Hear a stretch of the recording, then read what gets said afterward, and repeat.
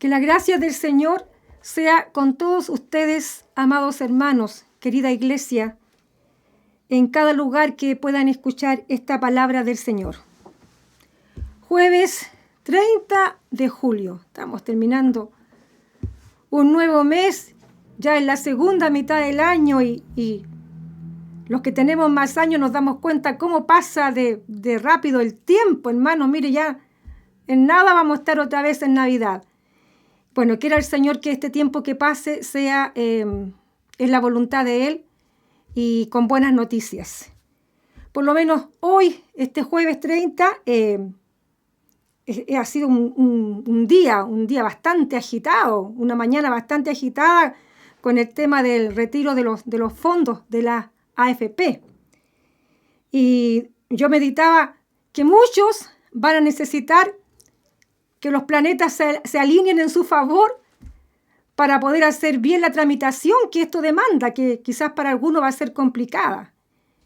Y bueno, y pensando en eso, he querido traerles una palabra, hermanos amados, que les traiga aliento, que les traiga fe, que les traiga esperanza en el Señor. Cuando somos hijos del Señor, podemos contar con la gracia del Señor a nuestro favor. Y para allá quiero ir con esta palabra, hermanos, que quiero compartirles en este día. Voy a leer apenas unos versículos en el libro de Esther. Yo me voy a basar en todo el libro, pero voy a leer solamente estos como a modo de introducción. Y estos versículos están en el capítulo 2, versículo 5 al 7 del libro de Esther. Dice así la palabra del Señor. Había en Susa, residencia real, un varón judío cuyo nombre era Mardoqueo, hijo de Jair, hijo de Simei, hijo de Cis, del linaje de Benjamín, el cual había sido transportado de Jerusalén con los cautivos que fueron llevados con Jeconías, rey de Judá, a quien hizo transportar Nabucodonosor, rey de Babilonia. Y había criado a Hadasa, es decir, Esther, hija de su tío, porque era huérfana y la joven era de hermosa figura y de buen parecer. Cuando su padre y su madre murieron, Mardoqueo la adoptó como hija suya. Esa es la lectura de la palabra del Señor y vamos entonces a avanzar en lo que quiero compartirles. Este libro de Esther es el último del grupo que nosotros denominamos libros históricos. Y el relato, o los relatos que aquí se pueden encontrar en este libro, son hechos ocurridos post regreso de los judíos del exilio. Pero particularmente la historia de Esther se desarrolla en Susa y no en Jerusalén. Aunque era post regreso, pero esto todavía ocurre fuera de Jerusalén. Es un detalle que quiero que tengan en cuenta. Esther es un libro bastante cuestionado por los críticos, porque entre otras cosas hay un detalle no menor que es un poco extraño, y no voy a referir a eso ahora, pero que tiene que ver con que en ninguna de sus páginas se encuentra mencionado el nombre de Dios. Sin embargo, la providencia divina se ve reflejada en cada situación de la historia, como usted va a darse cuenta. El libro lleva el nombre de Esther por esta joven hebrea que ha sido mencionada en los versículos que hemos leído, llamada originalmente Hadasa en hebreo, pero Esther en este lugar donde están allá en Persia, que era una joven huérfana y que su primo Mardoqueo la había criado, y ambos, al tiempo de desarrollarse la historia, los relatos, están residentes en Susa, capital de invierno del Imperio Persa. Ciro, el conquistador, había decretado el regreso de los judíos a su tierra en el 538 a.C. Pero muchos judíos no volvieron con Zorobabel, que fue el guiador del primer grupo, y se quedaron en el exilio, entre ellos la familia de Mardoqueo. Esther llega a ser reina en el imperio persa, al ser destituida Vasti, la reina anterior. Y se constituye en esposa del rey Asuero o rey Jerjes, que es el nombre que tiene este rey en la historia, que es el nombre en griego, quien reina entre el 486 y el 465 a.C. Cuando Esther llega a ser reina, nadie sabe, por lo menos en el reino, en el palacio, de que ella era judía. Así se lo había aconsejado su primo Mardoqueo. 5 años después de estos hechos, encontramos en el reino a un personaje bastante especial, favorito del rey, llamado Amán, quien no soportaba a Mardoqueo, porque Mardoqueo era el único que no lo reverenciaba. Cuando él pasaba, todos los demás se inclinaban y Mardoqueo no le hacía reverencia. Así que enfurecido, este Amán comienza a idear un plan malévolo para vengarse de Mardoqueo. Y para vengarse de él, lo que se le ocurre es marcar un día y un mes echando suerte, dice la Biblia, que es una palabra bastante especial que nos va a aparecer acá. Dice pur, que es la palabra para suerte en hebreo. Así como me imagino yo cómo se hacen los sorteos, ¿no? Con unas bolitas ahí con ciertos números, con ciertos nombres, y uno va girando la tómbola. En la actualidad, por supuesto, hacemos así. ¿Quién sabe cómo habrá sido en ese tiempo? La cosa es que le echa suertes y sale el mes 12 del calendario hebreo y el día 13, lo que más o menos corresponde a marzo, a los primeros días de marzo en nuestro calendario. Y supuestamente en esa fecha Amán echaría a andar su plan, que ya vamos a ver en qué consistía. Él consigue que el rey decrete un edicto ordenando matar a todos los judíos, porque se había enterado de que Mardoqueo era judío. Y argumenta de que ese pueblo no le sirve de nada al rey. Le dice, mira, este pueblo es inservible, está de más, en nada te va a estorbar, en cambio yo te voy a pesar tanta plata si tú me concedes que yo le ponga mano. La cosa es que consigue que el rey haga ese decreto, y cuando Mardoqueo se entera de esto, lógicamente ponen el grito en el cielo, todos los judíos lloran, claman, ¿cierto? Y Mardoqueo manda un mensaje a Esther, manda a decirle de que ella tiene que intervenir por el pueblo ante el rey, ya que ella también era judía, y se iban a enterar que era judía, y por lo tanto, si el mal estaba dictado para todos los judíos, ella también iba a perecer. Y le dice unas palabras, ¿cierto?, bien importantes, que la convencen a Esther. Le dice, ¿quién sabe si para esta hora has llegado al reino? Y tuvo que convencerla así porque primeramente Esther vacila, porque dice, la ley de Persia no me permite entrar a la presencia del rey sin haber sido llamada, y es posible, lo más probable es que el rey, ¿cierto?, decrete mi sentencia, mi muerte. Así que ella tenía temor, pero bueno, finalmente es convencida con estas palabras de su primo. La cosa es que Esther interviene ante el rey por el pueblo y consigue el favor del rey. Y por una cosa bien especial. Ella era muy hermosa, dice acá la historia. Y el rey le tenía en grande consideración por ser muy hermosa. Así que quien diga que da lo mismo tener la belleza por dentro, no le crean, porque sirve ser hermosa por fuera, hermanas queridas, sirve. A Esther le sirvió bastante.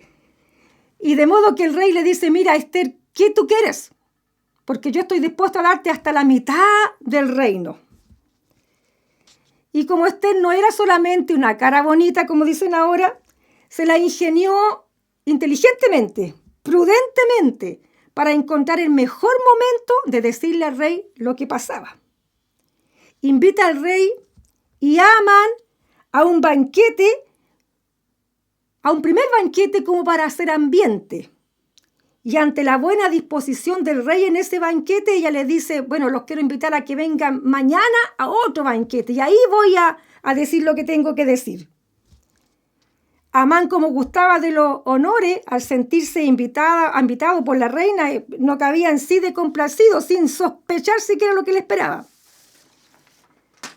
Entre esa noche y la mañana siguiente, donde iba a ser el banquete, el rey se desvela, dice la historia, y pide que le traigan las crónicas del reino como para entretenerse o para que le volviera el sueño.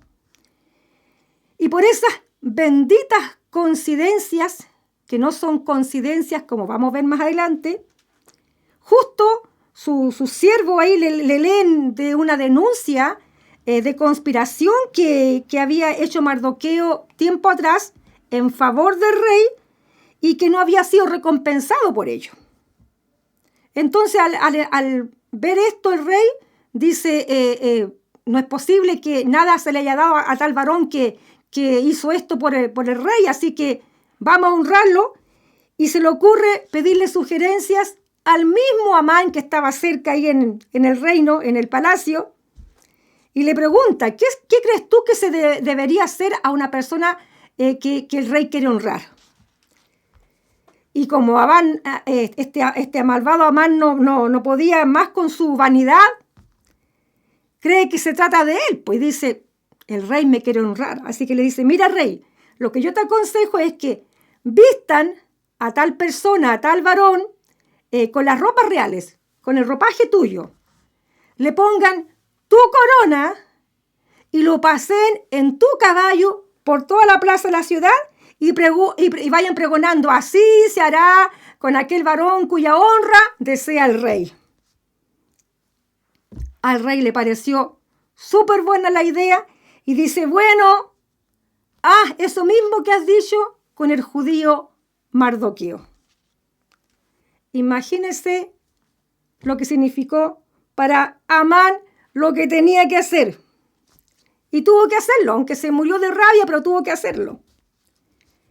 La cosa es que, llegado el momento del banquete, Ester se las arregla entonces inteligentemente y denuncia ante el rey la trama de Amán contra su pueblo. Y allí ella revela que también era judía y que ella habría de morir también si ese decreto se llevaba a cabo. Así que imagínense lo que significó aquello. El rey se enfureció con Amán. Dice, ¿quién es el que ha hecho esto? ¿Quién es ese malvado? Y el caso es que Amán termina ahorcado, dice la historia, en la misma horca que había ideado para matar a Mardoqueo, a quien le tenía tanta rabia. Después de esto, Mardoqueo es honrado, dice la palabra del Señor, como principal en el reino. Como ya el rey tenía el antecedente de que era leal al trono, pero al no poderse revocar el decreto que había dictado el rey, instigado por Amán, lo que hizo el rey es darle facultad a Mardoqueo para que formulara otro decreto, sellado con el anillo real, por supuesto, donde se le permitiría a los judíos prepararse, armarse y defenderse el día que estaba para ellos decretado su muerte. Esa fue la forma en que el rey pudo ayudar al pueblo judío. Avanzó el tiempo, los meses, llegó el 13 de Adar y los judíos se defendieron como estaba estipulado en el edicto del rey, y Dios les concedió milagrosa victoria sobre todas las provincias del reino, dice el relato, el día 13, y descansaron el día 14. Pero en Susa, la capital del reino, la defensa se extendió un día más, de modo que en Susa descansaron el día 15. Así es que desde entonces los judíos celebran los 2 días, el día 13, el día 14 de descanso en las provincias, el día 15 de descanso en la capital, en Susa, como un día de gozo, de regocijo, al cual llamaron Purim, que es el plural de Pur, como dije, que es la palabra hebrea para suerte, y alabando a Dios porque ese día Dios había cambiado su suerte de muerte en suerte de vida. Qué gloriosa enseñanza, y acá también no me voy a focalizar en ese punto, pero es preciosa la enseñanza que se desprende de la forma en que Dios cambia el lamento en baile, hermanos queridos. Hay que tener en cuenta eso. Esta es la historia de Esther. Estos 10 capítulos cortitos, si usted quiere leerla, es preciosa la historia, nos enseñan de varias cosas. Y como vemos, aunque el nombre de Dios no aparece mencionado explícitamente, escrito, es inevitable notar la mano de Dios poderosa, la mano de Dios llena de amor y de misericordia con su pueblo. Y notamos esa mano actuando de diferentes maneras con un pueblo que estaba allá lejos, en una provincia no sé cuántos kilómetros quedaría de Persia, al otro lado del Tigris, en el actual Irán, el país actual Irán. Ahí está Persia. Y era una provincia lejana, una provincia apartada, como diría la historia del hijo pródigo. El tema que generalmente se le da a este libro, cuando uno estudia Esther, es fidelidad de Dios con su pueblo en el exilio. Pero yo he titulado a mi reflexión de hoy, Fidelidad de Dios en Susa. Ese es mi tema para hoy.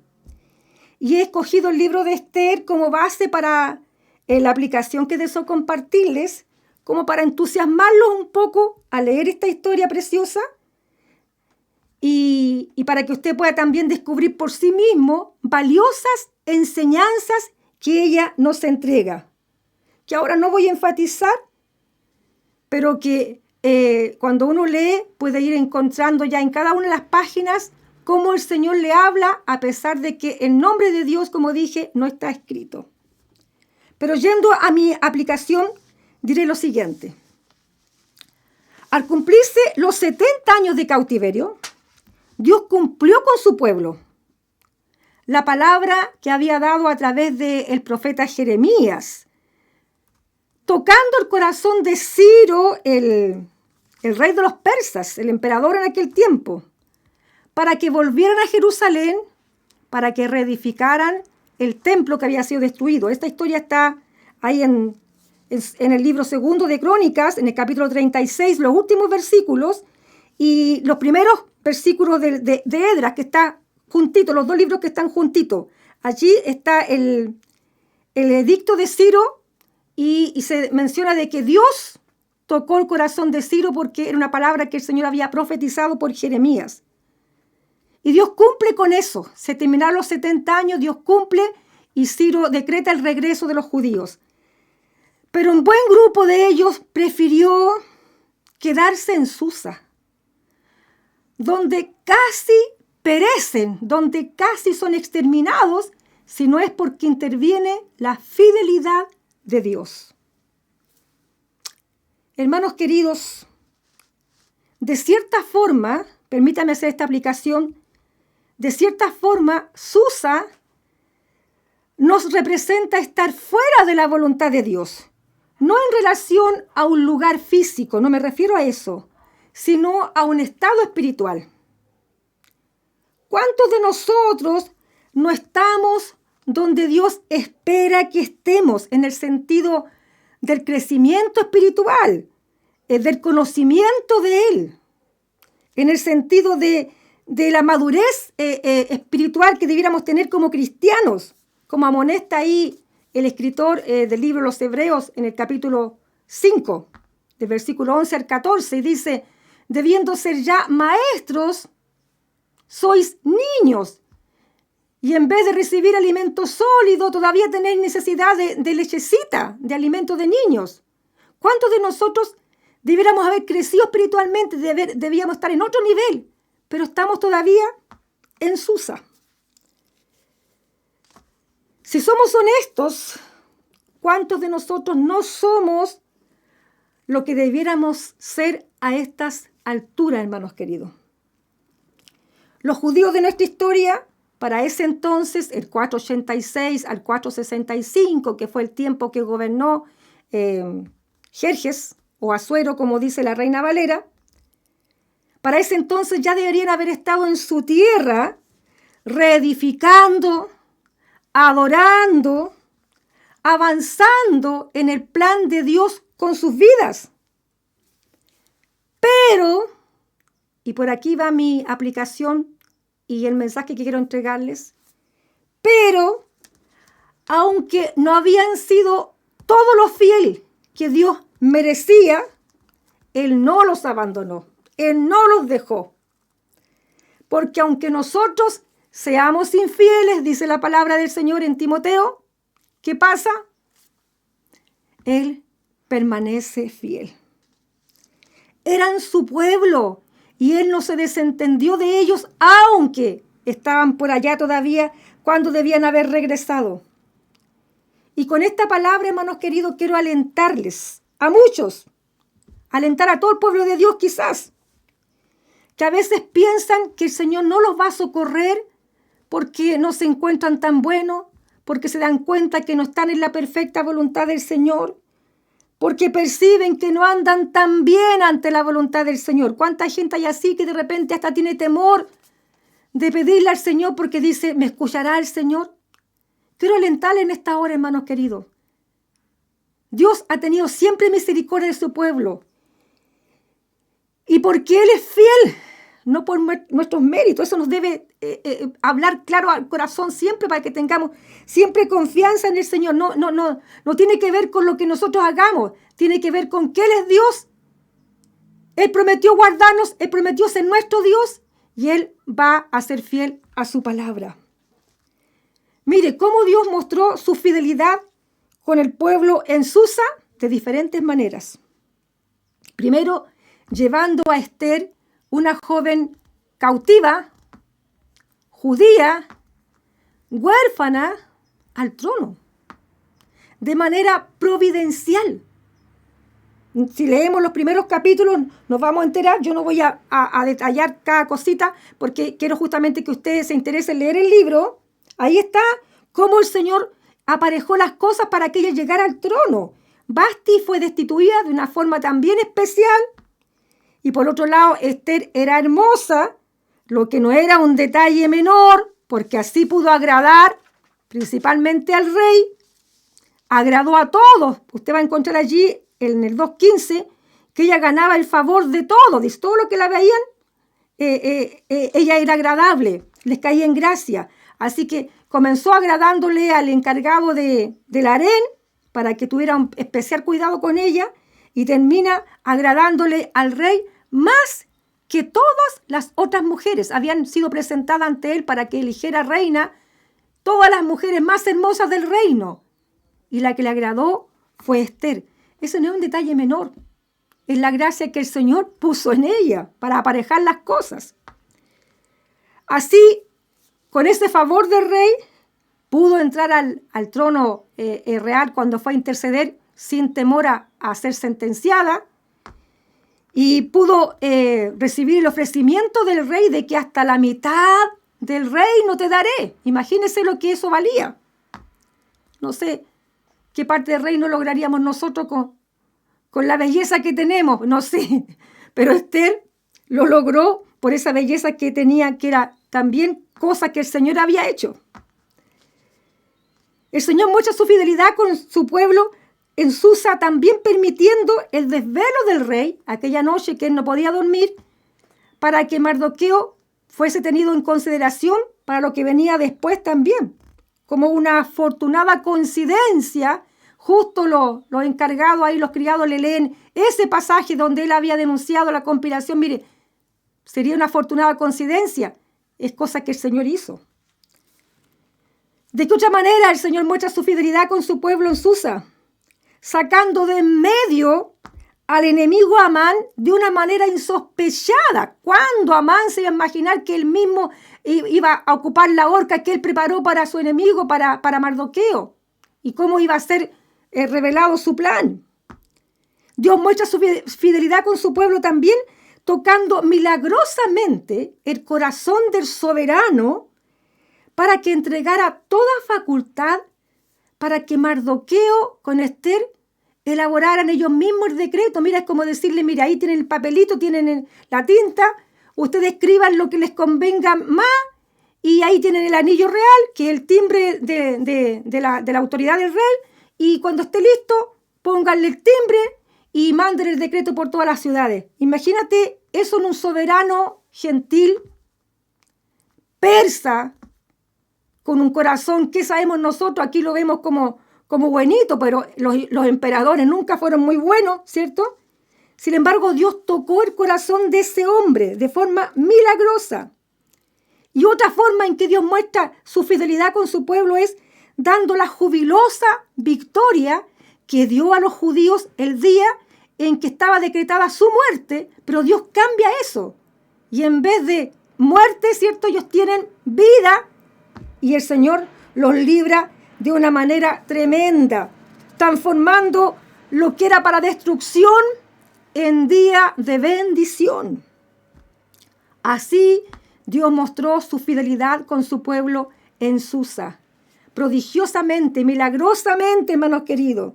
Y así también Dios ha mostrado su fidelidad con nosotros ahora, aunque no somos lo que debiéramos ser, aunque no estamos donde debiéramos estar en el nivel espiritual muchas veces, aunque no andamos tan en su voluntad. Mira, Dios mueve piezas en favor de los suyos, alinea las cosas en favor de su pueblo. Dios toca el corazón de gente dura, de gente perversa, a veces de gente incrédula, a veces de gente poderosa, a veces toca el corazón de esos en favor del pueblo de Dios, en favor de un hijo del Señor. ¿Cuántas veces lo ha hecho? Prepara, escenarios milagrosos también para que más tarde el pueblo de Dios sea beneficiado. Los hijos del Señor reciban ese beneficio. Y recuerdo al respecto de esto, una de las historias que tenemos nosotros como familia, y perdónenme la autorreferencia en mis ilustraciones, pero que prefiero contarle algo que yo he vivido a algo que no sé si es verdad o no. Esto lo hemos vivido nosotros y recuerdo cuando regresamos nosotros con mi esposo y mi familia de Brasil en el año 85 y nos vinimos con toda la mudanza porque ya veníamos con el tema de que tendríamos que ir a abrir obra a Argentina. Así que nos trajimos todas nuestras cositas y nos vinimos con 2 vehículos cargados, hermanos, cargados. Mire, no se imagina, hasta la coronilla veníamos cargados. Y veníamos llegando ya cerca de la frontera de Brasil con Argentina, donde teníamos que pasar. Ahí está la aduana de Uruguayana por el lado de Brasil y de Paso de los Libres por el lado de Argentina. Y veníamos clamando al Señor con mucho temor porque sabíamos que no veníamos en las mejores condiciones en cuanto a la documentación, al papeleo. Habíamos hecho una declaración de equipaje, la habíamos llevado al consulado para que la timbraran, pero el consulado no sabía si aquello que habíamos declarado era lo que íbamos a llevar o no. Así que era una declaración bastante sospechosa, por decirlo de una manera. Mi esposo traía 2 vehículos, habíamos invertido la plata que teníamos allá en otro vehículo para invertir y también para poder traer nuestras cositas. Veníamos con algunos hermanos que nos acompañaron aquella vez también. Y con el susto del siglo, clamando a Dios, porque era difícil, hermanos, difícil que pudiéramos pasar con todo aquello y en esas circunstancias que veníamos. Así que clamábamos mientras íbamos acercándonos a la aduana. ¿Sabe lo que Dios hizo? Cómo Dios aparejó las cosas, cómo Dios obró en favor de sus hijos, de su pueblo, aunque no anden tanto en su voluntad, como les digo. Se cortó la luz en la aduana. Y usted me dirá ahora, pero tendrán luz de emergencia. Por lo visto, no había luz de emergencia, porque llegamos a las 2 de la madrugada a la aduana, todo oscuro, Y cuando el aduanero, la persona indicada, no sé si era el guardia primero, no me recuerdo bien, viene y nos pide los papeles y empezamos a conversar con él de la situación que traíamos. Le dijimos que nos veníamos de mudanza, que éramos un conjunto, que traíamos algunos equipos, qué sé yo, y que aquí está la declaración de equipaje. Y los vehículos, dice él, bueno, aquí estos vehículos, está mi nombre, ese es mi esposo, aquí y acá. Y él empieza a mirar, mira las cosas, mira el auto, mira los papeles, va para adentro, vuelve, va para adentro, vuelve. Y con una linternita, hermano, que ahora uno ve como una cuestión chistosa, con una linternita, mirando los papeles, el aduanero mira un poco el auto y ve el auto negro de cosas. Pues, hermana, yo venía en el asiento al lado de mi esposo y sobre mi cabeza, yo me recuerdo porque me quedó marcado, venían unos cuadros que traíamos, no me acuerdo qué cosa, venían sobre mi cabeza amarrados con hilitos firmando, veníamos con cosas por los costados de las puertas, atrás, por el piso, adelante, yo en mi pedacito de mis pies, lleno de cosas, pero era impresionante. Así que el aduanero mira, y yo creo que el pobre pensó, aquí no termino más de revisar. Y nosotros también dijimos, más vale que no empiece a sacar cosas, porque después para ordenar de vuelta íbamos a estar toda una semana ordenando. Imagínense lo que era eso. Pero como estaba la luz cortada, todo tuvo que hacerse de una manera especial. Así que con la linternita el aduanero miró un poco, miró y le dice a mi esposo, mire, venga acá para que veamos estos papeles. Le dice, claro que tendría que cambiar el nombre de uno de los autos a una de las personas que la acompañan. Dice, porque usted no puede pasar con 2 autos su nombre. Bueno, se hizo eso y el tema es que pasamos sin que nos hubieran mirado una sola cosa. Nada, no revisaron nada, no hicieron bajar nada. El aduanero solamente miró con la linternita, vio que había tanta cosa en los 2 autos y nos timbraron los papelitos sin saber qué traíamos. Imagínese usted el milagro de los milagros. Eso no ocurre nunca, no puede ser, porque uno podría traer cualquier cosa, traer hasta tráfico de personas, quién sabe qué cosa podría hacerse en el día de hoy con una situación de esa. Pero Dios había aparejado todo. Nosotros veníamos clamando. ¿Y qué hizo el Señor? Cortó la luz en la aduana. Hermanos queridos, Dios mueve las piezas en favor de su pueblo. Él toca corazones. Él cambia el panorama negro que nosotros vemos ahora, donde no vemos salida. Él lo puede cambiar. Él puede traer la luz que necesitamos. Él puede cambiar lo que parece noche en día. Es cosa de tener confianza en la fidelidad de Dios. Anoche oíamos a una hermana en nuestro servicio de día miércoles, mi hermana Noemí Heredia, y ella nos contaba cómo Dios había transformado lo que parecía una mala noticia en cuanto a su situación laboral en una bendición. Ella decía, parecía que todo estaba negro, dice, pero al final resultó para mejor. Y es así como Dios obra, y en esa fe tenemos que movernos nosotros.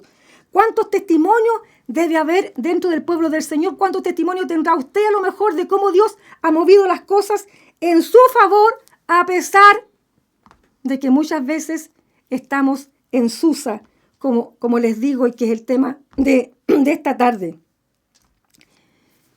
Iglesia querida, esta no es una apología a la desobediencia ni a la mediocridad espiritual, de ninguna manera, sino que es una exaltación a la fidelidad de Dios con su pueblo. Y en esa fidelidad nos vamos a afirmar para todo lo que significa este tiempo difícil que estamos viviendo. En esa fidelidad tiene que afirmarse usted para todo lo que se viene. Quizás muchos de ustedes están afligidos en estos días, porque las tramitaciones que tienen que hacer para poder obtener su 10% de los fondos de pensiones, quizás son difíciles.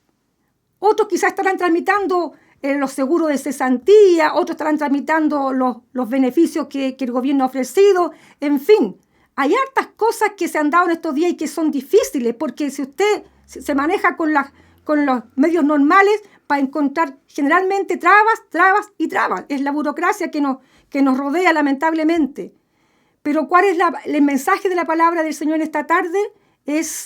confía en la fidelidad de Dios, que Él mueve las cosas, Él toca corazones, Él apareja las cosas, Él alinea las cosas en tu favor si tienes la confianza en Él. Espera en Él, hermanos queridos, confía en Él, descansa en Él, y aquello que te parece difícil en el día de hoy, va a ver cómo el Señor lo va a arreglar para ti. Esa es la palabra que el Señor ha puesto en mi corazón para la iglesia en esta hora. Yo les bendigo en el nombre del Señor. Deseo de que Dios pueda fortalecer a cada uno de sus hijos en estos días difíciles, y espero en Dios, con el pasar de los días, empezar a saber de los testimonios, de las obras que el Señor ha hecho con su pueblo ante las situaciones difíciles. Bendiciones, les dejo con un maravilloso himno que nos habla de que Dios nos ama, de que Dios es bueno.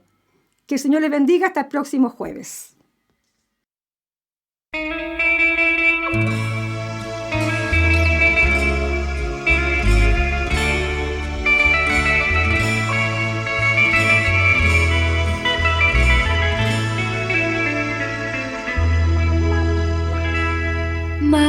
Maravilla de un sol que se oculta, maravilla de un ángel, maravilla que en mi alma resulta hoy, cuando pienso que Dios me ama a mí.